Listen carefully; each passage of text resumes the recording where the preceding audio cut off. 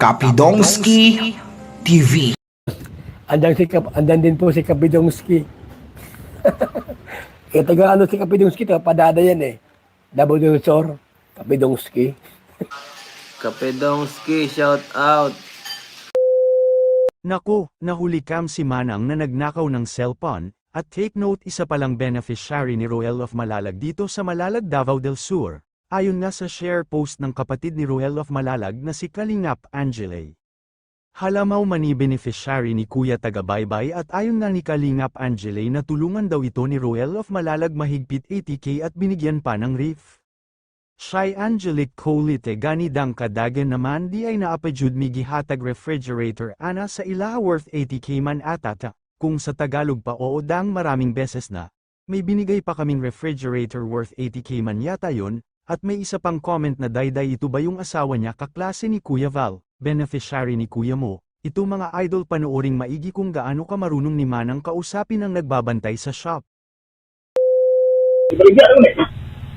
Ayaw po, pwede din na po. Ayaw, dalawa po eh. Pinawin sa rin lang, pwede po rin po. Para po yung palitan na eh, 500, kung city. Ano yun daw?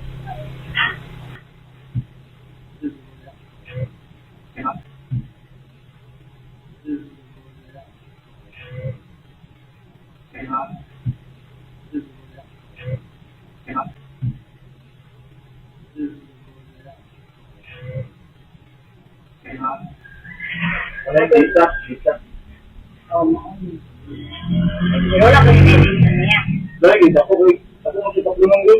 Hindi nga ba nang libron? Palitan niya, basta mga kuwan. Ilan na yung pagkain? Ano gina? Palitan na, mga 5 days. Kaya din. Ano na sa niya? Ako pilihan natin. Dabaw. Ay, Mama gusto ko niya ano? No?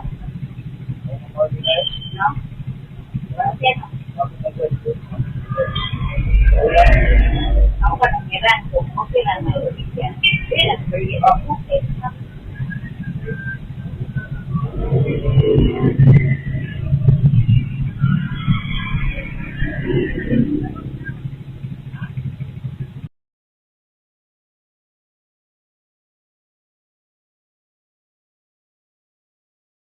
Pero ayon nga sa may-ari ng shop ay nakuha raw nila ang CP dahil nakita nila sa CCTV ang ginawa ni Manang kaya tinawagan agad nila ang nagbabantay sa kanilang shop at ayon nga nakuha raw nila ang CP at sinabi ni Manang nakalimutan daw niya na iwanan ang CP kaya nadala ni Manang, hahaha nakakatawa si Manang.